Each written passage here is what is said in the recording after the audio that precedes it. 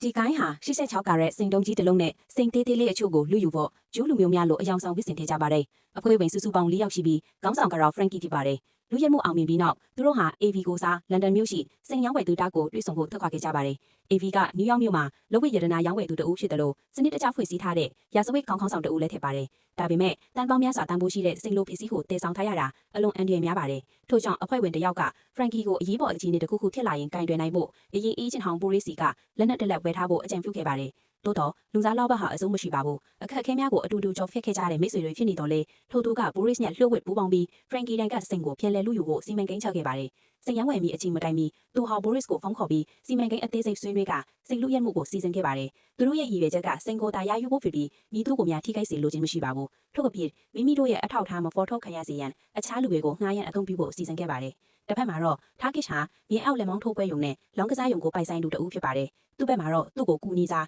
လုပ်ငန်းများစီမံခန့်ခွဲပေးနေတဲ့ယုံကြည်စိတ်ချရတဲ့အကူတော်မီရှိပါတယ်။မြေအောက်လောကထဲမှာဒီလိုလုပ်ငန်းလေပတ်ချင်ရင်ဒေးဗစ်ကန်အင်အားကြီးမာဖီးယားခေါင်းဆောင် Brick နဲ့မဖြစ်မနေဆက်ဆံရပါတယ်။ Brick ဟာတရားမဝင်လုပ်ငန်းလောကထဲမှာနာမည်ကြီးပြီးအလွန်ချမ်းသာသူတဦးဖြစ်ပါတယ်။သူ့ကိုစန့်ကျင်သူတွေဟာမျက်နှာမပေါ်တော့ပဲကြောက်ွယ်သွားကြပါတယ်။ Brick က Turkish ကိုတဘောကြတာကြောင့်သူ့ရဲ့တိုက်ခိုက်သမား George ကိုသူ့ဘက်ကတိုက်ခိုက်သမားနဲ့ရင်ပြိုင်ပြီးရလက်ကိုကြိုတင်ညီနိုင်ထားတဲ့ပွဲတဲ့ဝင်ခိုင်းဖို့တောင်းဆိုခဲ့ပါတယ်။ဒီလူကြီးကိုမဆန့်ကျင်တင်ကြောင်းသိထားတဲ့ Turkish ကမရွေးချယ်နိုင်ပဲသဘောတူခဲ့ရပါတယ်။ထို့အချိန်မှာလဲသူကကားအိတ်အသစ်တစ်စီးဝယ်ဖို့စဉ်းစားနေခဲ့တာကြောင့်ဒီအခွင့်အရေးဟာအပေါ်ဝင်ငွေရရှိနိုင်မဲ့အခွင့်အရေးကောင်းတစ်ခုဖြစ်ခဲ့ပါတယ်။ဒါကြောင့် Turkish ကသူ့အောက်ခံ Tommy နဲ့ George ကို Ireland Gypsy လူမျိုးစုတစုစီကကားအိတ်တစ်စီးဝယ်ဖို့ပို့လိုက်ပါတယ်။သူတို့နှစ်ယောက်ဟာ Tommy ရဲ့မိတ်ဆွေ Mickey ကိုတွေ့ဆုံပြီးကားအိတ်ဝယ်ယူမှုကိုစီစဉ်ခဲ့ပါတယ်။စာချုပ်လူငန်းစဉ်ဟာအလွန်ချောမွေခဲ့ပေမဲ့ Tommy ကကားအိတ်ကိုမောင်းထွက်ပြီးမကြခင်မှာပဲဘိန်းတပီးပြုတ်သွားခဲ့ပါတယ်။ဒေါ်ထွက်နေတဲ့ Tommy ဟာချက်ချင်း Mickey စီပြန်သွားပြီးပတ်စံပြန်ပေးဖို့တောင်းဆိုခဲ့ပါတယ်။ဒါပေမဲ့ Mickey ကအခြေအနေကိုပြန်လည်ပြီးပတ်စံပြန်လိုချင်ရင်လက်ဝဲထိုးပွဲတစ်ပွဲထိုးနိုင်ရမယ်လို့ဆိုပါတယ်။ရွေးချယ်စရာမရှိတော့တဲ့ Tommy ဟာ George ကိုပွဲထဲဝင်ခိုင်းပြီ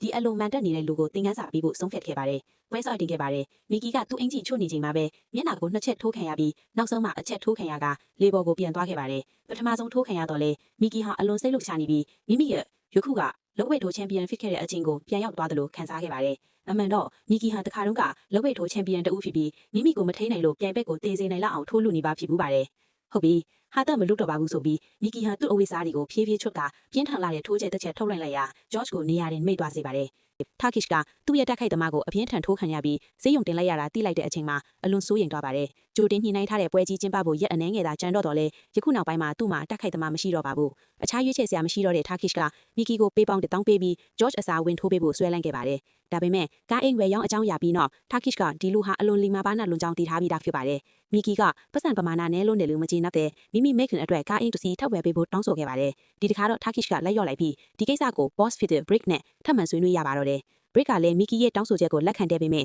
အခြေအနေတစ်ခုသတ်မှတ်ထဲပါတယ်။စတုထအလွင့်မှာမဖြစ်မနေအရှုံးပေးရမယ်။ဒါမှသူလောင်းကကြေးတင်သူတွေစီကပတ်စံများများရရှိနိုင်မှာဖြစ်ပါတယ်။ပွဲစားတင်ခဲ့ပါတယ်။အရာအလုံးအစီအစဉ်အတိုင်းသွားမယ်လို့ထင်ရတော့လေမျှော်လင့်ထားသလို Mickey ကအစီအစဉ်ကိုမလိုက်နာခဲ့ပါဘူး။သူဟာအလွန်တိတ်ကြွပြင်းထန်စွာတိုက်ခိုက်ပြီးပြိုင်ဘက်ကိုတေးစေနိုင်လောက်အောင်ထိုးချက်တစ်ချက်ထုတ်လွှင့်လိုက်ရာတစ်ဖက်ကစားသမားကိုနေရာတင်လဲသွားစေပါတယ်။ Turkish နဲ့ Brick တို့နှစ်ယောက်လုံးအံ့အားသွားပါတယ်။ boss ဖြစ်တဲ့ Brick ကဒေါသထွက်ပြီး Mickey ကိုအပြစ်တင်ထဲတော့လေတကယ်တော့ Mickey မှာရည်ရွယ်ချက်မရှိပါဘူး။တိုင်ဘက်ကအားနည်းလွန်းလာပဲဖြစ်တယ်လို့စင်ကြယ်ပေးပါတယ်။ Turkish ကအခြေအနေမကောင်းတော့ဘူးလို့ခံစားပြီးထွက်ပြေးဖို့စဉ်းစားခဲ့ပါတယ်။ဒါပေမဲ့ Brick ကစာအုပ်ဖတ်နေတယ်လို့အရာအလုံးကိုခံမှန်းထားပြီးသားဖြစ်ပါတယ်။သူ့လူလေးကို Turkish ကိုတားဆီးဖို့အမိန့်ပေးက Mickey ကိုနောက်ထပ်ပွဲတစ်ပွဲထပ်ထိုးခိုင်းပြီးဆုံးရှုံးမှုတွေပြန်လည်ဖြည့်ဆည်းပေးဖို့ဖိအားစေပါတယ်။ထိုပွဲမှာလည်းစတုထအလွင့်မှာအရှုံးပေးရမယ်ဆိုတဲ့အချက်အလက်ကိုထပ်မံထားပိုက်ခဲ့ပါတယ်။တောင်းဆိုချက်အတိုင်းမလုပ်နိုင်ခဲ့ရင်ဘာဖြစ်မလဲဆိုတာလူတိုင်းသိကြပါတယ်။ Turkish မထွက်ပြေးနိုင်ဖို့ Brick ကသူ့ပတ်စံအားလုံးကိုသိမ်းဆည်းလိုက်ပါတယ်။ဒါကြောင့် Turkish က Mickey ကိုနောက်ထပ်ပွဲတစ်ပွဲထိုးပြီးဖို့တောင်းဆိုရတော့ပါတယ်။ဒါပေမဲ့ယခုအချိန်မှာသူ့လက်ထဲမှာပတ်စံတစ်ပြားမှမရှိတော့ပါဘူး။ဒါကြောင့် Mickey ရဲ့လိုအပ်ချက်တွေကို boss စီပြန်လည်ပြောပြရပါတော့တယ်။ဒီသတင်းကိုကြားလိုက်တဲ့အချိန်မှာ